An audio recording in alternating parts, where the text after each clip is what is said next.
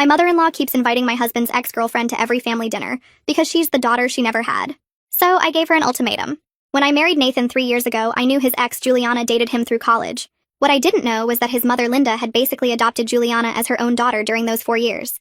Juliana and Nathan broke up 5 years before we met, but Linda never let go. She kept Juliana's photos on the mantle next to family pictures. Still had her listed as emergency contact at her doctor's office. Called her every Sunday night without fail. Nathan said it was harmless. His mom was just bad at letting people go.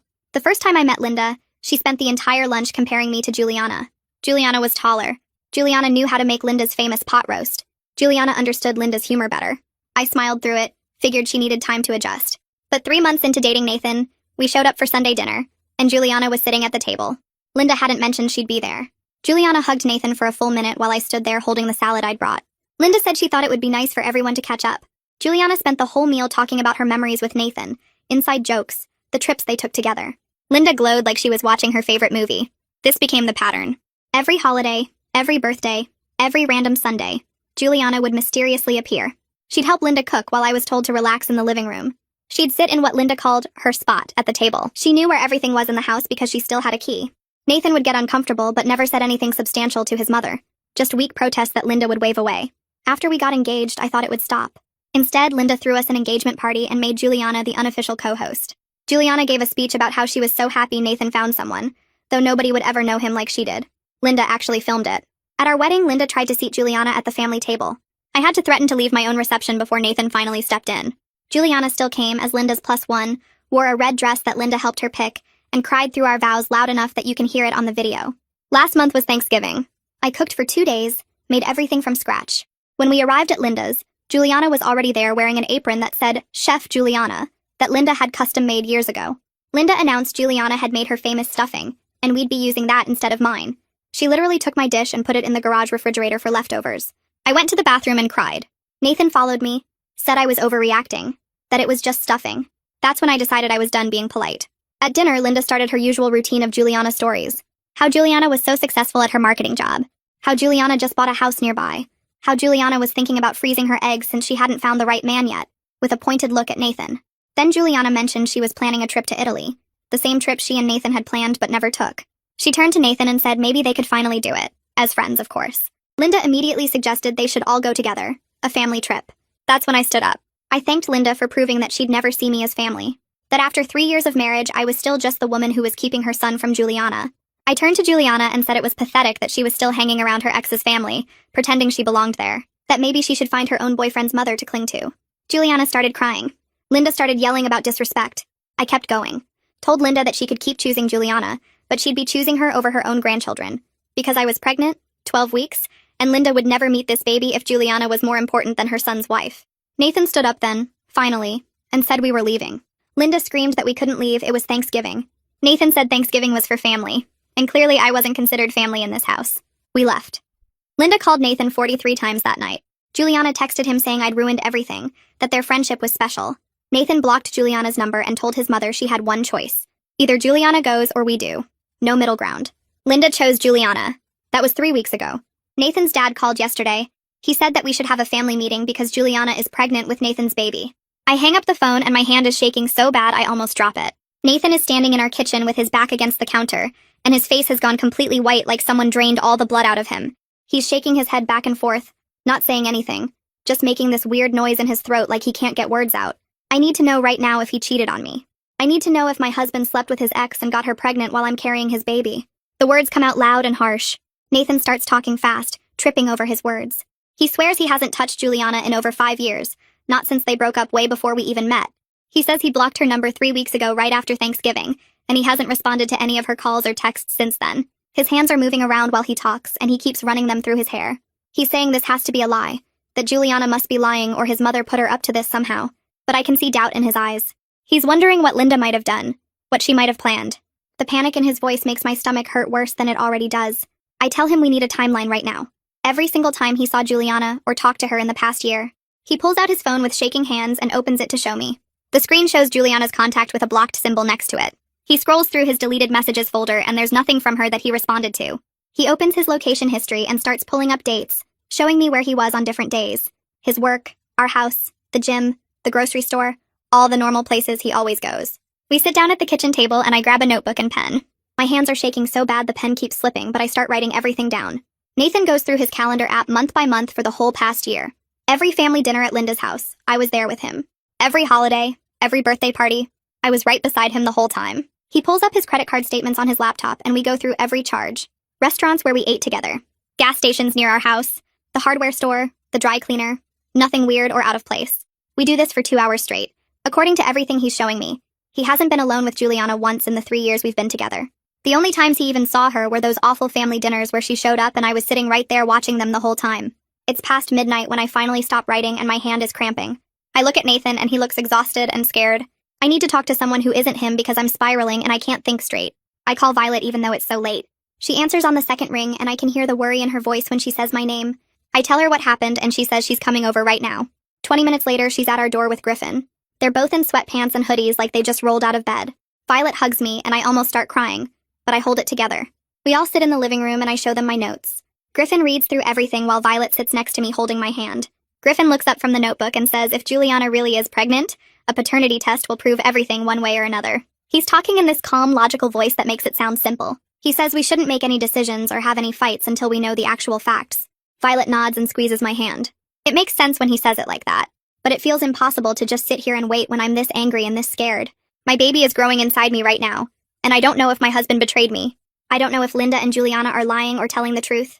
I feel like I'm going to throw up. Nathan tries calling his father back, but it goes straight to voicemail.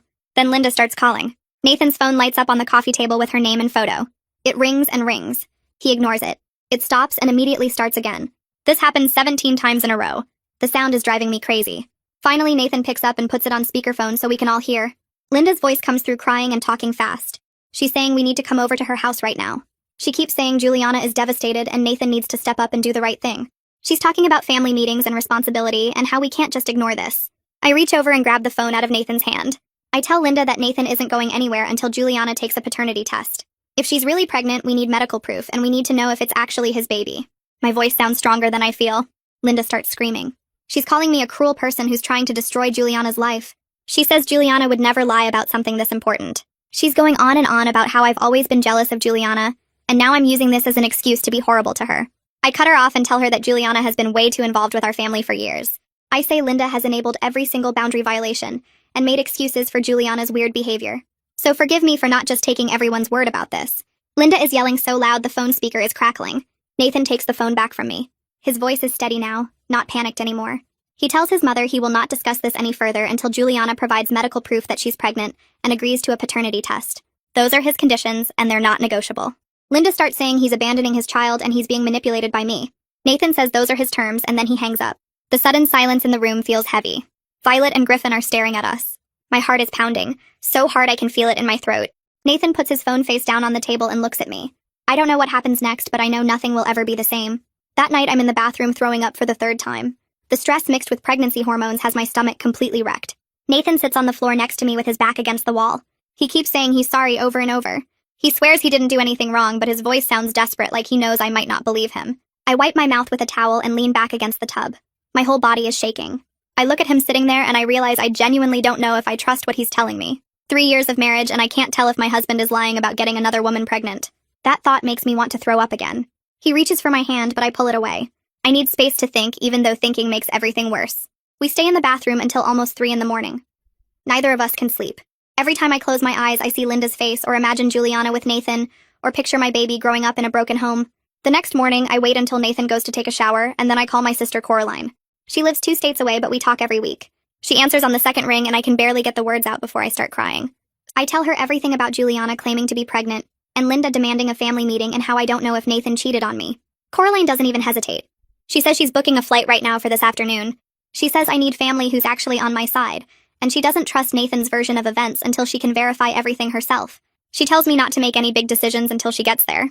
Hearing her voice makes me feel less alone, but also more scared because if my sharp sister doesn't automatically believe Nathan, then maybe my doubts are valid. That afternoon, I pick Coraline up from the airport. She hugs me tight in the arrivals area, and I almost lose it again. She's wearing jeans and a blazer like she came straight from work. On the drive home, she asks me detailed questions about the timeline and Nathan's behavior. She wants to know exact dates and specific interactions. I tell her everything I can remember while she takes notes on her phone. When we get to the house, Nathan is sitting at the kitchen table looking exhausted. Coraline walks right up to him and starts asking questions like she's deposing a witness. She's a paralegal and she knows how to spot lies and inconsistencies. She asks where he was on specific dates going back months. She wants to know about his work schedule and business trips and any time he was out of my sight. Nathan answers every question without getting defensive. He pulls out his phone and shows her his calendar. He offers to print his credit card statements.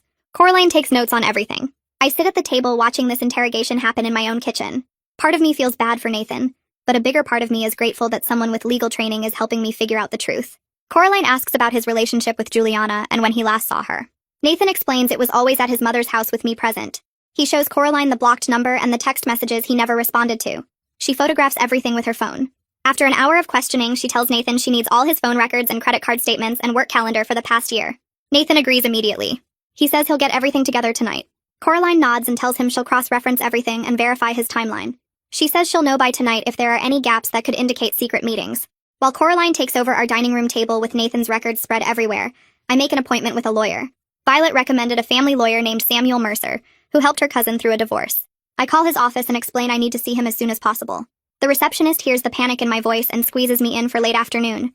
I need to know what my options are if Nathan really did father Juliana's baby. I need to understand my rights regarding my own pregnancy, and our house, and our money. The not knowing is killing me. Samuel's office is in a building downtown. The waiting room has leather chairs and paintings of sailboats. I fill out intake forms with shaking hands. When Samuel calls me back, he's younger than I expected, maybe 40, with kind eyes. I sit in his office and tell him everything. He listens without interrupting and takes notes. Then he starts explaining the reality of my situation in terms I can understand. He says if Nathan did father Juliana's baby, I can absolutely file for divorce. But Nathan would still have parental rights and obligations to both children. He walks me through custody arrangements and child support calculations. He explains how assets get divided in our state. He uses a whiteboard to show me different scenarios with percentages and timelines. Every word he says makes this nightmare feel more real and concrete. I'm not just dealing with emotional betrayal anymore. I'm looking at legal processes and financial splits and custody schedules. My hand goes to my stomach where my baby is growing, and I feel sick thinking about sharing custody and coordinating drop-offs and explaining to my child why mommy and daddy don't live together. I also ask Samuel about Linda's legal rights regarding grandchildren. He leans back in his chair and explains that grandparent rights are pretty limited in our state. But Linda could potentially seek visitation if Nathan and I divorce. She'd have to prove it's in the child's best interest and that she has an established relationship. The thought of Linda having court-ordered access to my baby makes my stomach turn. I imagine her poisoning my child against me the way she's tried to poison Nathan against our marriage. Samuel sees my face and says we can include provisions in any custody agreement that limit third-party contact. He says we're getting ahead of ourselves, though. First, we need to know if Juliana is actually pregnant and if Nathan is actually the father. He recommends we demand a paternity test before making any legal moves. I leave his office with a folder full of information and a bill for $300. My head is spinning with legal terms and worst-case scenarios. When I get home, Coraline is still at the dining room table surrounded by papers and her laptop. She's been working for hours cross-referencing everything Nathan gave her. Nathan is in the kitchen making dinner like everything is normal. The smell of cooking makes me nauseous again. Coraline looks up when I walk in. She says she needs another hour to finish. I sit on the couch and try to process everything Samuel told me. The house feels different now. Every room holds memories of the life Nathan and I built together, but now I'm calculating how we'd divide everything. Which furniture would I take? Whether I'd have to sell the house. How we'd split holidays with our daughter. By evening, Coraline calls us both into the dining room.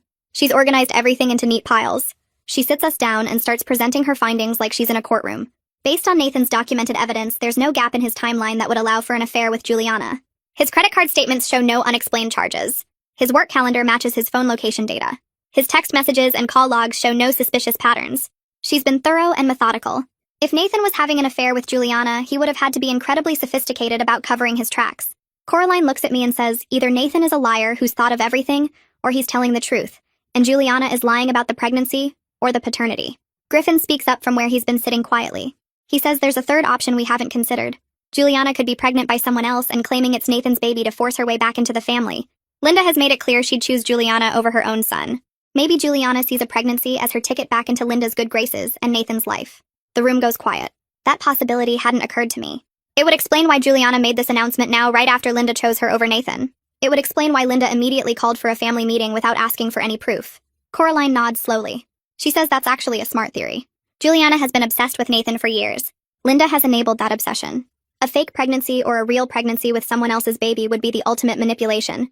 Nathan looks like he might throw up. He says he can't believe Juliana would do something that cruel. But then he stops himself. He says actually yes, he can believe it after everything else. Nathan's phone rings and we all freeze. It's his dad calling. Nathan puts it on speaker. His dad's voice sounds different this time. Less certain, more confused. He says Linda is still insisting on this family meeting, but he's starting to have questions himself. He admits that Juliana only told Linda about the pregnancy yesterday morning. Linda immediately called him and demanded he call Nathan about a family meeting. She didn't ask Juliana for any proof or medical records. She just accepted it as truth and started making plans.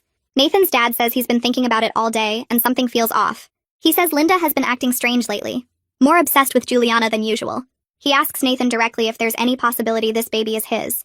Nathan says absolutely not. He hasn't been alone with Juliana in over 5 years. He hasn't responded to any of her messages or attempts at contact. His dad is quiet for a long moment. Then he says that's what he thought. He says he'll talk to Linda about getting proof before any family meeting happens. Nathan thanks him and hangs up. We all sit there looking at each other. The situation is shifting. Linda's story is starting to crack. But I still don't have answers. I still don't know if Juliana is really pregnant, or if she's lying, or if there's some other explanation I haven't thought of. All I know is that my 12-week-old baby is growing inside me while my marriage hangs in the balance, and my mother-in-law might be orchestrating the whole thing. I grab my phone and call Nathan's dad back before I can second-guess myself. He answers on the first ring and his voice sounds tired. I tell him we need Juliana to provide a dated ultrasound photo and medical records proving she's actually pregnant, plus her written agreement to a paternity test the moment the baby is born. The line goes quiet for what feels like forever. I can hear him breathing on the other end. Finally, he says that's reasonable, that he'll talk to Linda about making this happen. He sounds relieved that we're asking for proof instead of just accepting it or immediately filing for divorce. Nathan takes the phone and tells his dad we're not trying to be difficult, but we need facts before we destroy our lives over this. His dad agrees and promises to call back after talking to Linda. An hour passes and I'm pacing the kitchen while Coraline makes tea nobody's drinking. Nathan sits at the table with his head in his hands. Violet and Griffin are still here. Nobody wants to leave until we know what's happening. My phone rings and Linda's name flashes on the screen. I answer and put it on speaker. Linda starts yelling immediately about how we're demanding proof and calling Juliana a liar. Her voice is shaking with rage. She says Juliana is too upset to deal with our accusations and that Nathan should be supporting her through this difficult time instead of protecting his jealous wife. I can hear her breathing hard like she's been crying or screaming. She keeps saying Juliana would never lie about something this serious, that we're being cruel and heartless. Something inside me snaps. I tell Linda that she's been trying to destroy my marriage since the day I met Nathan, that her obsession with Juliana is sick and wrong. My voice gets louder with each word. I say that if Juliana won't provide proof, then we know she's lying, and Linda is either helping her lie or too blind to see she's being used. I tell her that normal mothers don't keep their son's ex-girlfriend around for years after the breakup. Normal mothers don't invite exes to family dinners and holidays. Normal mothers don't have their son's ex as an emergency contact at the doctor's office 5 years after they broke up. I'm shaking, and my hands are gripping the phone so hard my knuckles turn white. Coraline puts her hand on my shoulder, but I keep going. I tell Linda that Juliana is pathetic for hanging around, and Linda is pathetic for encouraging it. Nathan stands up and takes the phone from me. For the first time since I've known him, he speaks to his mother with real force in his voice. He tells her that her relationship with Juliana has always been wrong and inappropriate, and he's done enabling it. He says we won't be attending any family events or taking any calls until Juliana provides medical proof and agrees to paternity testing. His voice doesn't shake at all. Linda starts crying and saying he can't do this to her, but Nathan talks right over her. He says she made her choice when she picked Juliana over her own son 3 weeks ago, and now she needs to live with the consequences. He hangs up while she's still talking. The house goes completely silent. Nobody moves or speaks for a long minute. Nathan drops the phone on the table and sits back down. Violet breaks the silence by saying that was the right thing to do. Griffin agrees and says Nathan should have set those boundaries years ago. Coraline squeezes my hand and tells me I did good standing up for myself. But I don't feel good. I feel sick and scared and angry all at the same time. 2 days pass and we don't hear anything from Linda. Not a single call or text. Nathan checks his phone constantly like he's waiting for her to reach out, but nothing comes. He's anxious about the silence. Keeps saying his mother has never gone this long without contacting him. But he also seems lighter somehow, like a weight has been lifted. He's not constantly checking his phone for her calls or managing her feelings or explaining her behavior. We spend the 2 days just being together, watching movies, talking about the baby, pretending everything is normal. Coraline stays with us and helps around the house. Violet checks in twice a day. Everyone is waiting to see what happens next. On the 3rd day, there's a knock on our door at 8 in the morning. Nathan answers it, and his dad is standing there looking completely exhausted. He didn't call first or text to say he was coming. He's wearing the same clothes from 2 days ago, and his eyes are red. He asks if he can come in and talk to us about what's really been going on with Linda and Juliana. Nathan steps aside and lets him in. We all sit in the living room, and I can feel my heart pounding in my chest. His dad sits forward with his hands clasped between his knees and stares at the floor for a minute before he starts talking. He tells us that Linda has been giving Juliana money for years, thousands of dollars that she hid from him. He only found out when he started digging through their bank accounts after the pregnancy announcement. He discovered mysterious withdrawals going back at least 3 years, sometimes $500 at a time, sometimes more. He confronted Linda about it yesterday, and she admitted she'd been supporting Juliana financially because Juliana was struggling with her marketing job, and Linda wanted to help. But the amounts don't match what someone would need for basic help. It's enough money that they could have paid off their mortgage by now. Nathan's dad pulls out his phone and shows us the bank statements. There are highlighted withdrawals every few weeks for the past 3 years. The amounts vary, but they add up to over $40,000. I feel like I might throw up. Nathan just stares at the screen with his mouth open. His dad keeps talking. He says that Linda has been telling Juliana everything about Nathan's life, about our marriage, about our problems. Every argument we had, every stress, every private moment got reported back to Juliana like Linda was some kind of spy. Linda positioned herself as Juliana's mother and confidant while actively working to break up Nathan's marriage to me. Then Nathan's dad says the worst part. He found text messages between Linda and Juliana from right before Thanksgiving. Linda told Juliana about my pregnancy before Nathan and I announced it at dinner. The texts show them discussing how my pregnancy would change everything, and Juliana needed to act fast. His dad hands Nathan the phone and I lean over to read the messages. Linda wrote that Nathan would be tied to me forever once the baby came, that Juliana was running out of time to win him back. Juliana responded asking what she should do. Linda wrote back telling her to make Nathan jealous, to remind him of what they had together, to show him that she was still available and still the better choice. I grab the phone and scroll through more messages. There are dozens of them going back months. Linda telling Juliana about fights Nathan and I had. Juliana asking if Nathan seemed happy with me. Linda saying no, that Nathan seemed stressed and trapped. Juliana saying maybe she should reach out to him. Linda encouraging her to do it. The messages get worse as I keep reading. Linda suggesting Juliana should get pregnant to force Nathan's hand. Juliana saying she didn't know if she could do that. Linda saying desperate times call for desperate measures. My hands start shaking so hard I almost drop the phone. The room spins around me and I have to close my eyes. Linda orchestrated this entire situation. She told Juliana I was pregnant, and suddenly Juliana announces she's pregnant too with Nathan's baby. The timing wasn't a coincidence. Linda created a crisis designed to destroy my marriage and push Nathan back to Juliana. I hand the phone to Nathan and run to the bathroom where I throw up everything in my stomach. I come back from the bathroom and Nathan's dad is still sitting there looking like he aged 10 years in the past hour. He pulls out a stack of papers from his jacket pocket and sets them on the coffee table between us. Nathan reaches for them, but his hands are shaking. So bad he can barely pick them up. I lean over to read with him, and the first message makes my stomach drop all over again. Linda wrote to Juliana 2 months ago saying she noticed Nathan seemed distant and unhappy, that maybe the marriage wasn't working out like everyone hoped. Juliana responded asking if Linda thought there was still a chance for them. Linda wrote back that she always believed Nathan made the wrong choice, that some people are just meant to be together no matter what. I flip through more pages and they get worse with everyone. Linda telling Juliana about a fight Nathan and I had over his work schedule. Juliana asking if that meant he was pulling away from me. Linda saying yes, that Nathan was probably realizing he settled for the wrong woman. There are messages where Linda gives Juliana details about our life that she had no business sharing. What time Nathan gets home from work, what gym he goes to, what restaurants we like. Juliana thanking her for keeping her updated, saying it helps her feel still connected to him. I find a message from 3 weeks before Thanksgiving where Linda tells Juliana that I seem stressed and tired all the time, that Nathan mentioned I was acting different. Juliana asks if Linda thinks something is wrong with our marriage. Linda responds that she hopes so, that it would give Nathan a chance to correct his mistake. My hands start cramping from gripping the papers so tight. Nathan is reading over my shoulder and I can hear his breathing getting faster and more shallow. His dad just sits there with his head down, not looking at either of us. I keep flipping and find the messages from right after Thanksgiving. Linda wrote to Juliana the day after our blow-up saying that I announced my pregnancy at dinner and stormed out. Juliana's response is just one word asking if Linda is sure. Linda confirms it and says this changes everything, that once the baby comes, Nathan will be trapped with me forever. Juliana writes back asking what she should do. Linda tells her she needs to act fast, that she needs to remind Nathan of what they had together, that she needs to show him there's still a chance for them to be happy. Juliana says she doesn't know how to do that. Linda suggests the Italy trip, bringing up old memories, making him jealous. Then Linda writes something that makes me want to throw up again. She tells Juliana that if she really wants Nathan back, she should consider getting pregnant too, that a baby would force Nathan to choose, would make him realize he still has feelings for her. Juliana responds saying she doesn't think she can do that it seems crazy. Linda writes back saying desperate times call for desperate measures, that sometimes you have to fight for what you want. The next message is from a week ago. Juliana tells Linda she's been thinking about the pregnancy idea, that maybe it would work. Linda encourages her, says that Nathan would step up and do the right thing if Juliana was carrying his child. Juliana asks how she would even make that happen. Linda suggests telling people she's already pregnant, that the announcement alone would create enough chaos to break up our marriage. Juliana seems hesitant, but Linda keeps pushing, saying this is Juliana's last chance before the baby arrives, and Nathan is tied to me permanently. The final message is from 2 days ago. Juliana tells Linda she's ready to do it, that she'll say she's pregnant with Nathan's baby. Linda responds with several heart emojis and says she'll help make sure everyone believes it. I drop the papers on the floor and stand up because I need to move or I'm going to start screaming. Nathan is still sitting there staring at the last page with his mouth hanging open. His dad finally looks up and his eyes are red like he's been crying. He tells us he confronted Linda last night after he found these messages.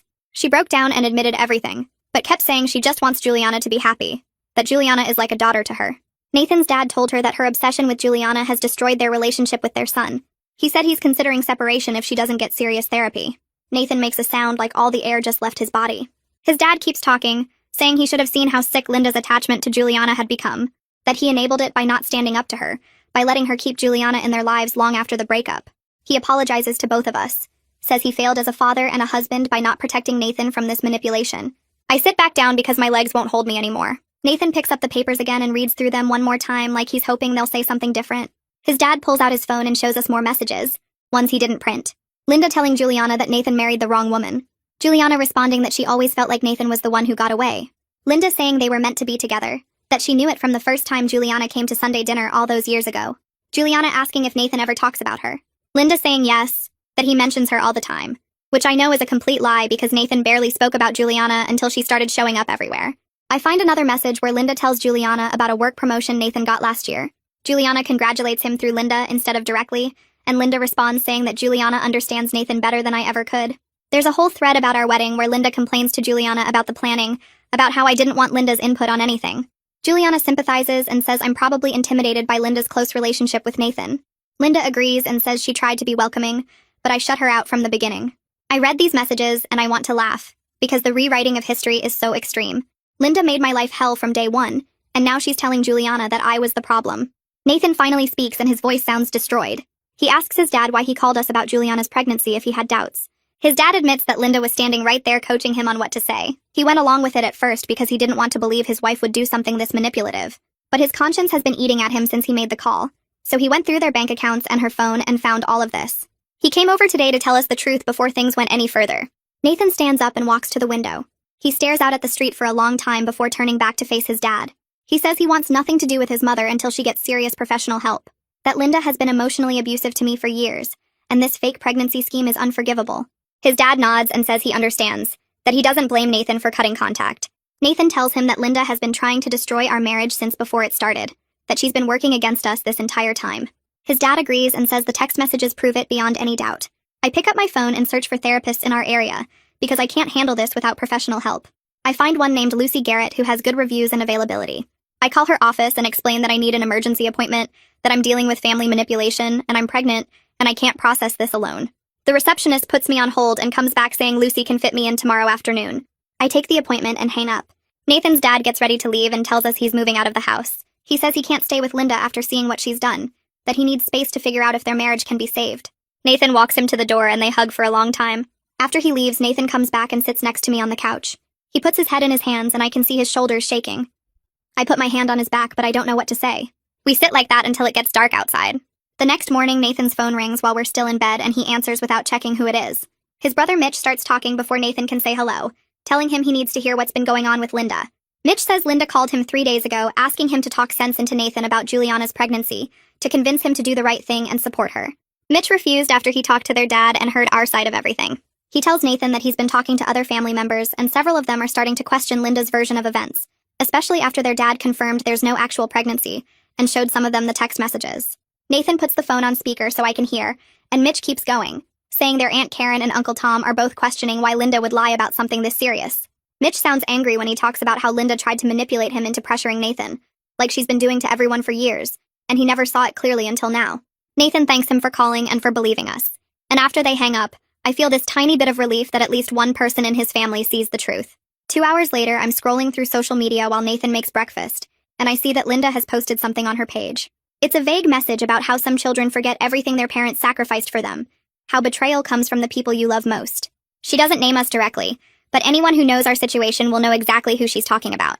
I scroll through the comments and extended family members are already taking sides, some posting heart emojis and supportive messages, others asking what happened. Linda's friend posts something about ungrateful children who abandon their mothers, and Linda responds with a crying emoji. I feel my face getting hot as I read through more comments, watching Linda paint herself as the victim while making us look like terrible people.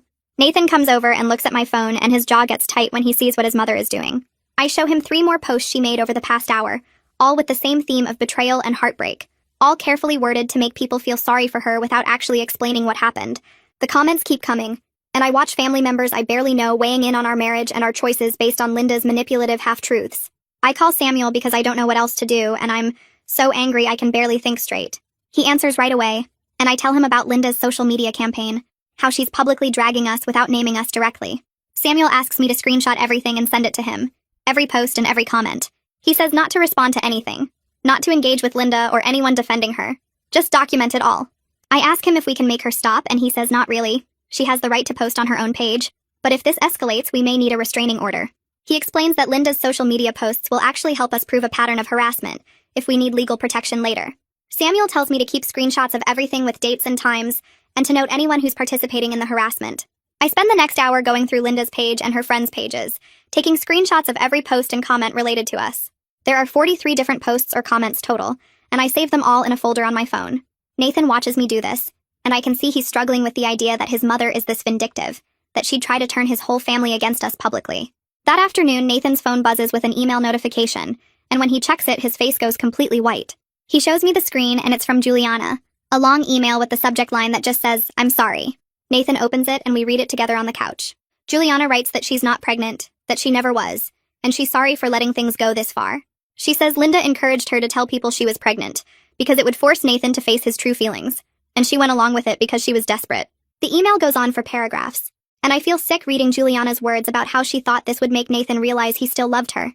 She writes about how Linda made her believe that Nathan was unhappy in our marriage, that he talked about Juliana all the time, that he was just too loyal to leave me on his own.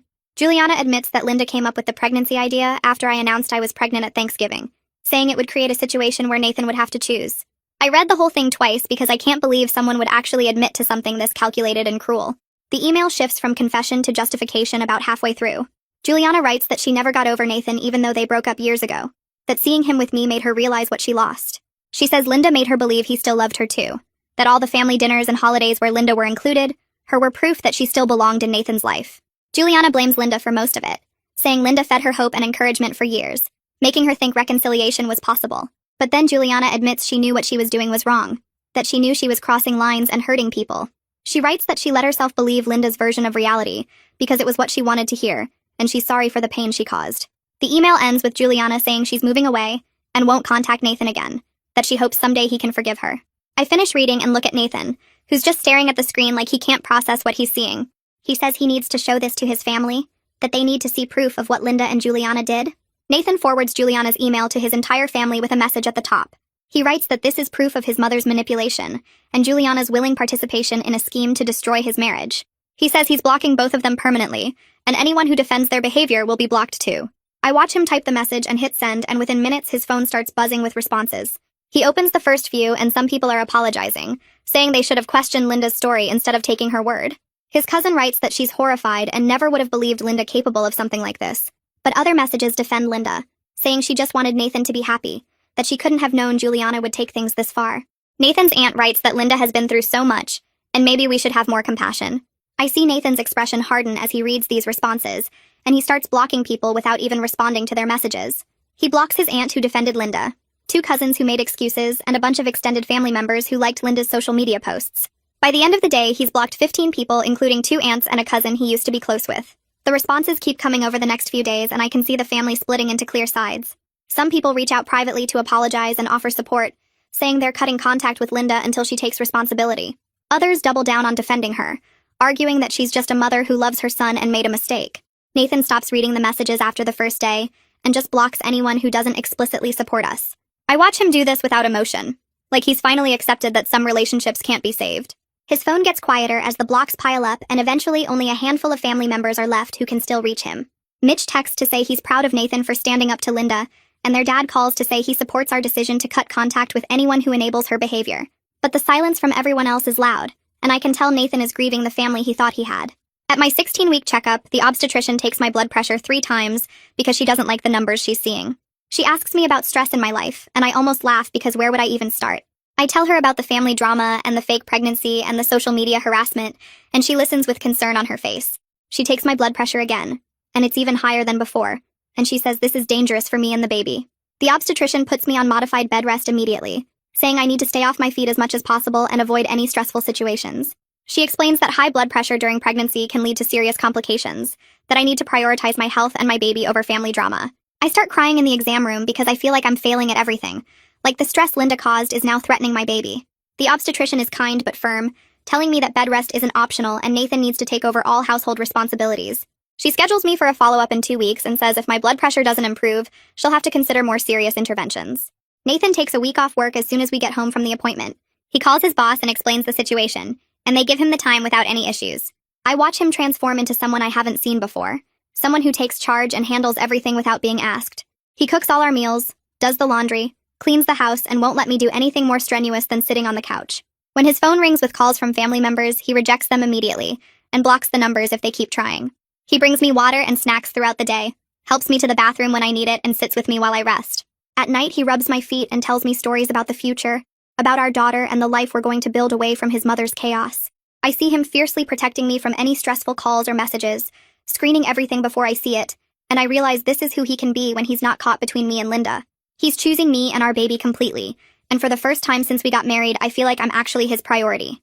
Violet comes over every day to keep me company during bed rest. She brings magazines and snacks, sits with me on the couch, and helps me process everything that's happened. We talk about Linda's manipulation, Juliana's confession, the family members who chose sides, and how close I came to losing my marriage over someone else's obsession. Violet points out that while this situation is horrible, it's also revealed the truth about Linda that I can never unsee or excuse away. She says I spent 3 years trying to win Linda's approval and acceptance, but Linda never intended to give me either because she was always working toward getting Nathan back with Juliana. Violet helps me see that Linda's behavior was never about me being good enough or trying hard enough. It was about Linda's sick attachment to a relationship that ended years ago. We talk about boundaries and what my life will look like going forward without Linda in it, and Violet reminds me that I'm building my own family now with people who actually love and respect me. She stays for hours each day, and I'm grateful for her steady presence, for someone who sees the situation clearly and doesn't try to make excuses for anyone's behavior. A week into my bed rest, Nathan's dad calls and tells us he filed for legal separation from Linda that morning. He moved into a small apartment across town and had the papers served to her at the house. His voice sounds tired but steady when he explains that he's done enabling her behavior, that watching her try to destroy Nathan's marriage was the final thing he could tolerate. He says he wants to rebuild his relationship with Nathan, but he understands if we need time and space to process everything that's happened. Nathan thanks him, and they talk for a few more minutes about logistics and next steps. After hanging up, Nathan sits quiet for a long time before saying his dad should have done this years ago, but he's glad it's finally happening. 2 hours later, Linda calls Nathan's phone and she's sobbing so hard I can barely understand her through the speaker. She's begging Nathan to call his father and tell him this is all a big misunderstanding, that she didn't mean for things to go this far with Juliana. Nathan stays remarkably calm and tells her that she destroyed her own marriage by choosing Juliana over her own family repeatedly for years. He says she almost destroyed his marriage too, and he hopes she gets professional help, but he's done being her emotional support while she refuses to take responsibility. Linda starts screaming that I turned him against her, that he never would have abandoned his mother before he met me. Nathan hangs up without responding and blocks her number on his phone. The next morning, we get a certified letter from Juliana's lawyer, threatening to sue us for defamation over the email Nathan sent to the family exposing the fake pregnancy. The letter claims we damaged Juliana's reputation and caused her emotional distress by sharing private information. I immediately call Samuel and read him the letter over the phone. He tells me not to worry, that he'll handle it, and we should forward him the email thread. Samuel sends a response letter that same day, detailing Juliana's own written admission of the fake pregnancy in her email to Nathan. His letter offers to countersue Juliana for emotional distress, harassment, and the medical costs associated with my pregnancy complications caused by her manipulation. He includes documentation of my high blood pressure diagnosis and bed rest orders as evidence of harm. 3 days later, Samuel calls to tell us Juliana's lawyer dropped the defamation threat after seeing our evidence. He says the lawyer probably advised Juliana that she had no case and would likely lose badly if we countersued. A week after that, Mitch texts Nathan saying he heard through family members that Juliana moved to another state. Apparently, the fallout from everything was too much for her to handle, and Linda's support wasn't worth staying around for the public shame. Mitch says some family members feel bad for Juliana, but most people think she brought it on herself by going along with Linda's manipulation. Nathan forwards me the text, and we both feel relieved that Juliana is physically gone from our lives now. My next therapy session with Lucy focuses on working through my anger at Nathan for years of passive enabling. I tell Lucy that I understand his mother trained him to doubt himself and prioritize her feelings, but I'm still mad that he let me suffer through so much before finally standing up. Lucy helps me see that my anger is valid, but also that Nathan is actively changing his behavior now when it matters most. She suggests Nathan join me for couples therapy sessions so we can work through this together with professional guidance. Nathan agrees immediately when I ask him that evening. In our first joint session, Lucy asks Nathan to articulate what his mother's manipulation did to him over the years. He struggles at first, but then explains how Linda trained him from childhood to doubt his own perceptions and feelings. He says she would tell him his memories were wrong, his emotions were overreactions, his boundaries were selfish. By the time he was an adult, he automatically questioned himself whenever someone challenged him, especially his mother. Lucy points out that this is textbook emotional abuse and gaslighting, that Linda systematically destroyed Nathan's ability to trust himself, so he'd always defer to her judgment. Nathan starts crying during the session, and admits he feels like he failed me by not protecting me from his mother sooner. I reach over and hold his hand while Lucy guides us through processing these feelings together. Over the next few weeks, Lucy helps Nathan write a letter to his mother, setting clear boundaries for any future relationship. The letter states that he's willing to have supervised contact with her after she completes 6 months of therapy with a licensed professional. It says she needs to provide proof of ongoing treatment, and write me a genuine apology that takes responsibility for her actions without blaming anyone else. Nathan reads me multiple drafts, and we work on the wording together until it feels right. He mails the letter to Linda's house with delivery confirmation so we know she received it. Linda's response arrives 10 days later, and it's 3 pages of nasty accusations. She blames me for turning Nathan against her and poisoning his mind with lies about her relationship with Juliana. She writes that she'll never apologize for loving Juliana like the daughter she always wanted, and that I should be grateful she's willing to tolerate me as Nathan's wife. The letter says Nathan is betraying his family by choosing me over his own mother, and she hopes he realizes his mistake before it's too late. Nathan reads the entire thing out loud to me, then sighs deeply and puts it in a folder with all the other documentation we've been keeping. He labels the folder clearly in case we ever need to file for a restraining order against her. At my 20-week checkup, the obstetrician checks my blood pressure multiple times and smiles when she tells me it's back in the normal range. She says the baby is healthy and developing right on schedule despite everything I went through in the first half of pregnancy. She clears me to come off bed rest and return to normal activities, though she warns me to still avoid excessive stress and take breaks when I need them. I cry happy tears in the exam room because I was so scared the stress had permanently damaged something. Nathan's dad starts coming over for Sunday dinners after I'm off bed rest. The first dinner is awkward because we're all figuring out how to relate to each other without Linda there. He brings a stuffed elephant for the baby and apologizes again for not standing up to Linda sooner. Over the following weeks, we slowly build a real relationship with him separate from Linda's influence. He tells us stories about Nathan's childhood that focus on happy memories and funny moments instead of Linda's manipulation. I see where Nathan got his kindness and his quiet strength, the parts of him that aren't damaged by his mother's abuse. Nathan's dad brings baby gifts every week and asks thoughtful questions about our plans for parenting. At 6 months pregnant, we plan a small gender reveal party, with just the people who supported us through everything. Violet and Griffin come over early to help set up decorations in our backyard. Coraline flies in for the weekend and brings a huge gift basket of baby supplies. Nathan's dad arrives with Mitch, and they both look excited to finally know if it's a boy or girl. We decided to do the powder cannon reveal because it seemed fun and simple. Nathan and I stand together in the middle of the yard while everyone counts down. We pull the string at the same time, and pink powder explodes into the air around us. Nathan starts crying immediately, happy tears streaming down his face while he hugs me tight. His dad walks over and hugs Nathan while telling him he's going to be an amazing father to his little girl. Mitch claps Nathan on the back and jokes about how Nathan will need to learn to do hair and tea parties. Violet hugs me and whispers that this baby girl is going to be so loved and protected. We spend the rest of the afternoon celebrating with the people who actually matter, the ones who chose to support our family instead of Linda's dysfunction. I watch Nathan laughing with his dad and brother, talking about his daughter with pure joy on his face, and I feel grateful that we survived Linda's attempts to destroy us. The week after the gender reveal, Nathan makes an appointment with Samuel to update all our legal documents. We sit in Samuel's office while he walks us through emergency contact forms and medical directive paperwork. Nathan removes Linda's name from every single document and adds Violet and his dad instead. Samuel pulls up the will Nathan made years ago when he first started his career, and we go through it line by line. There's a section about guardianship if something happens to both of us, and Linda's name is listed as primary guardian. Nathan physically flinches when he sees it written there. Samuel types up new language that specifically excludes Linda from any custody or guardianship rights.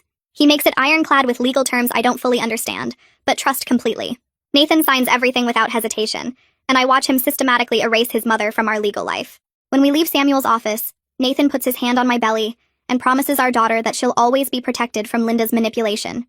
That weekend, we start setting up the nursery in the spare bedroom. Nathan moves all the storage boxes to the garage and paints the walls a soft yellow color we picked together. He assembles the crib following the instructions carefully, doesn't get frustrated when parts don't fit right away. I organize baby clothes by size while he puts together the changing table and dresser. He hangs curtains and installs the baby monitor, testing it multiple times to make sure it works perfectly. Every evening after work, Nathan comes home and heads straight to the nursery to work on something. He reads pregnancy books during his lunch breaks and highlights sections about newborn care.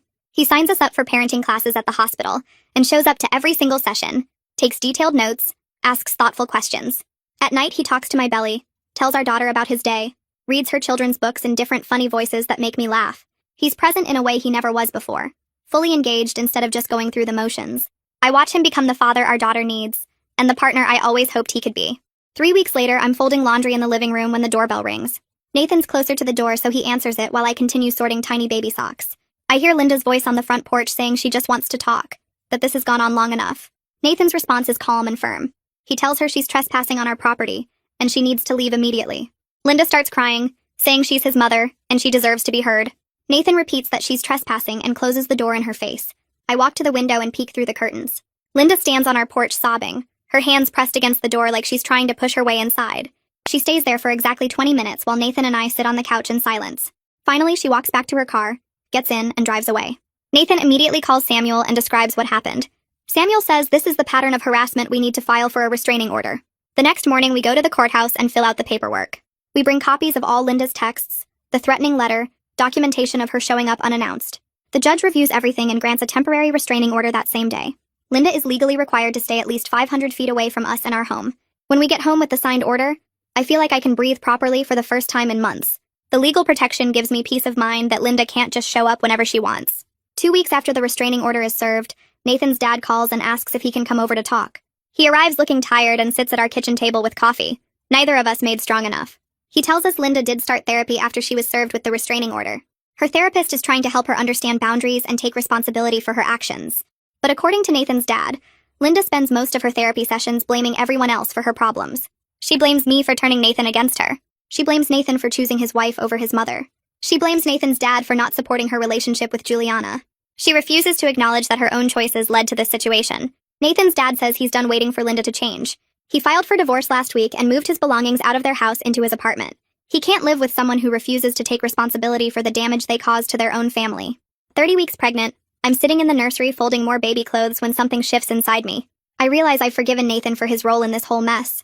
He's proven through consistent action over months that he's chosen me and our daughter. He's become the partner I needed him to be all along. He set boundaries with his mother and maintained them even when it was hard. He protected me when I was vulnerable and put our family first. I'm not saying the past didn't hurt or that I've forgotten how long it took him to stand up to Linda, but I can see how hard he's worked to change, to be better, to build the life we both want. That night, I tell Nathan I've forgiven him, and he cries while holding me. A few days later, we're discussing baby names, and Nathan suggests several names from his family. His grandmother's name, his aunt's name, traditional names that have meaning on his side. I listen to all his suggestions, and then I tell him I want to name our daughter after my grandmother instead. Her name was Rose, and she was the kindest, strongest woman I ever knew. Nathan is quiet for a minute, and then he smiles and says, Rose is perfect. It's a small thing, but it feels important. Starting our own family traditions separate from Linda's influence and expectations. We're declaring our independence from the dysfunction that defined Nathan's childhood. Our daughter will have a name that represents love and strength, not obligation and manipulation. Mitch calls a week later and offers to throw us a baby shower. He says he wants to do something special for us after everything we've been through. He carefully vets the guest list with us, making sure every single person invited supported us through the crisis with Linda. The shower ends up being smaller than we originally planned, but it's filled with people who genuinely love us and respect our boundaries. Violet and Griffin come early to help set up. Coraline flies in again. Nathan's dad brings thoughtful gifts and tells stories about Nathan as a baby. Mitch decorates with pink balloons and makes a ridiculous diaper cake that's taller than me. Everyone there knows what we survived, and they celebrate with us not just the baby, but the family we're building based on honesty and healthy boundaries. At 34 weeks, Nathan's dad asks if he can be in the delivery room when our daughter is born. Nathan and I discuss it privately for a long time. We agree he can be in the waiting room, but only Nathan will be with me during delivery. We're building trust with Nathan's dad slowly, but I need to protect my most vulnerable moments carefully. He understands completely and says he's grateful to be included at all. 4 weeks later, at exactly 38 weeks pregnant, my water breaks at 2 in the morning. Nathan is everything I need during labor. He's calm when I'm panicking, supportive when I'm exhausted, completely focused on me through every contraction. He holds my hand and breathes with me and tells me I'm strong when I don't feel strong at all. After 14 hours of labor, our daughter is born healthy at 7 pounds 2 ounces. The nurse places her on my chest and she's perfect. Absolutely perfect. Nathan is sobbing while he holds her for the first time, his hands shaking as he touches her tiny fingers. He looks at me with pure joy on his face and thanks me for giving him this gift, this chance to be the father he always wanted to be. Nathan's dad comes into the hospital room an hour later, and he's carrying a small pink teddy bear. He asks permission before approaching my bed, and I nod, because he's been nothing but respectful through everything. He looks at our daughter sleeping in Nathan's arms, and his eyes fill with tears. Nathan carefully passes her to him, and his dad holds her like she's made of glass. He touches her tiny hand and whispers that he's going to protect her from the kind of manipulation he failed to protect Nathan from. He promises her she'll grow up knowing what healthy family looks like, and I believe him because his actions have matched his words for months now. He stays for 20 minutes, then leaves so we can rest, and I feel hopeful about having him in our daughter's life. 3 months pass, and our daughter is doing great. She's sleeping better, growing fast, and Nathan is the kind of dad I always hoped he'd be. Our marriage feels stronger than it ever was before all the chaos started. Mitch calls every few weeks to check in, and he mentions that Linda is still going to therapy, but she hasn't really changed much. She still talks about Juliana sometimes and blames me for everything that happened. We're okay with that because we've built our own family now. One based on honesty and respect instead of manipulation and guilt. Nathan tells me one night while we're watching our daughter sleep that he's grateful this whole crisis happened before she was born. He says now she'll grow up in a home where manipulation isn't tolerated and boundaries actually mean something, and I realize he's completely right. We took something horrible and used it to become better parents and better partners to each other.